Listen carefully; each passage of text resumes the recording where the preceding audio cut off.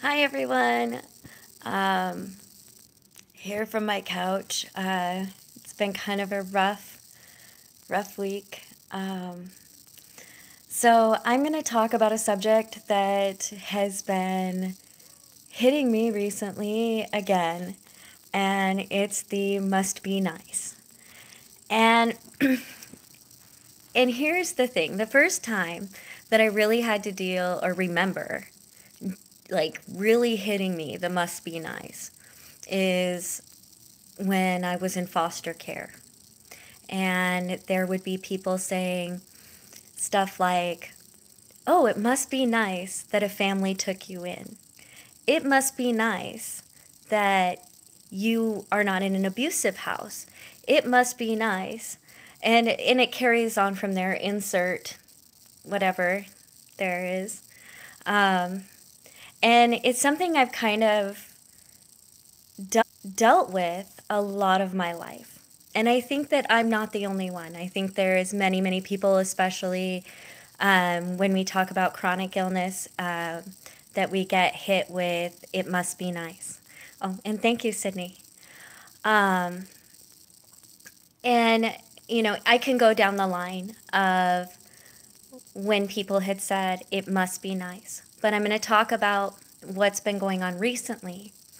And there's messages that come through, and it's the people who are doing this are in pain, of course. Um, but they will say, insert relative themselves, just insert whatever, is disabled, hurt, upset with A, B, or C, and can still do whatever. And these comparisons, they're not helpful. What we have to do is advocate for everyone to get good treatment.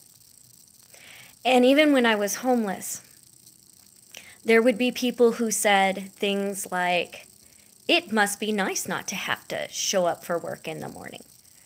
Well, I guess, but I'd much rather be doing that than making all my medical appointments and trying to get cognitively and physically stable. Because if I did that, I wouldn't be able to hold it. It was a thing. And then I would get, it must be nice to go have a coffee at Starbucks. And oh my gosh, you know what? They were right. It was nice to get enough spanging, which is panhandling, by the way, to get $3 and just go get warm. Just sit there with me and Rowan and get warm. $2.50 for a refillable cup of coffee. And we could charge devices and sit and feel normal for just a moment. And even in that, there were people who were jealous of that. You know, it was it was hard for me to accept the joy for a minute. And I think when lately I was hit with, and the reason I chose to do this today, by the way, is because I had a bad reaction to my infusion. And so I've been having trouble walking and moving for the last 3 days. And it's been a struggle to even feed myself or study or do anything. And then I started receiving some messages about, my person is disabled with A, B, or C, and they can do this, and you don't seem disabled, and you don't seem this way. And what I have to say to that is there is no comparison, okay? It's perception. There is much deeper things that just because you're in pain and your person is not doing well, don't take away the joy of what someone else does. I am so grateful right now that I have this couch. And this couch was bought for me by Hanes. Same with my bed. But I remember the first time, okay, I remember like my tent and before I had any padding and trying to get like my clothes, like folding up my pants in the sleeping bag so it would lift my hips off the ground so it wouldn't be so painful and I could sleep a little bit. And even then it was a struggle. And then I remember my first like mattress I hauled up and the gratitude I had. And then the air mattress. And now I have a comfy bed and I feel good about that. And what I want to say is, it is nice. And we should want that for everyone. And if you see someone who is struggling or in your personal sphere who isn't getting the care they need and isn't getting a safe spot or a place to feel okay, then we need to advocate for them. But how we do that is through compassion and understanding and kindness. And in sometimes I've noticed in the must be nice is that it's really a call for a change in one's own life. And so I kind of wanted to address it, but I also want to say that in the struggles and in the challenges and in the days where there's no posts because I can't wrap my head around things, I am grateful. I was grateful under a bridge, and I will be grateful where I am now. And I think that all of us should help each other to see that beauty too. So even if you have to look outside and see something gorgeous or notice a color to concentrate on, there is beauty somewhere.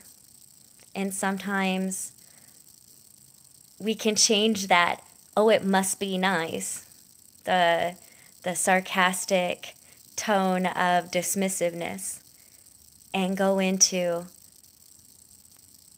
I'm grateful for this because it is nice. And I want everyone to have a safe, good spot because it is nice and it should be deserved by human beings. Human rights are a thing. And I think that's how we start that. And I wasn't sure today all of what I wanted to throw out and say, because like I said, it's been a rough week. But I just want to know, I just wanted to, I guess, say that when you're combated with, when you are chronically ill, when you do have whatever you have going on, and if somebody hits you with the must be nice, find something beautiful and say, yeah, this is nice. Even if it's because you just pulled a mattress up to your tent. Okay? So anyway, that's what I wanted to say. I hope you all have a wonderful, wonderful day. And if you like this channel, and just like and subscribe. And yes, the stigma, yeah. Exactly. Not working does not equal no purpose. I agree with that, and I think that there's a perception of what work is. And that just because I have found that just because I can't work for a regular employer, like the normal 9 to 5, 40 hours, doesn't mean that I can't work my brain and work on solutions and do everything I can to better myself as a human being and better this world. And thinking and research and anything that you can do is valid. And I wonder when people say, you know, they get caught up, I think, in a perception of what they view work as. And I think that work is a wide scope. And I think that when we put forth effort and we act, it's valid. So even for those of us that are disabled or high functioning disabled, which is a whole other, that's a fun one. You know, I just kind of wanted to give a shout out and talk about it, and you know, just if you like the channel, like and subscribe. And if you have other questions for me, please post them up. And for the people who are wondering why there's not more shopping or recipes or things like that, the shopping is because I have very low income and I don't shop really. It would be very boring to, well, I guess, you know what? I could totally do one on going to the food bank. Like I go to an amazing food bank and that would rock. So that would actually be a really good one, I think. Or like maybe, oh, I did the one about shopping for vegetables too. So, yeah. And Sydney, I think that's a good subject about addiction and substance abuse. And I think that, you know, I think that I could definitely speak about that. So I'm going to table that and do some more thinking, and we can definitely address that too, because substance abuse and the havoc it wreaks on families is a very real thing. So my heart goes out to you. And everybody have a wonderful, wonderful day. And if you like it, like and subscribe. And I'll talk to you later. Bye.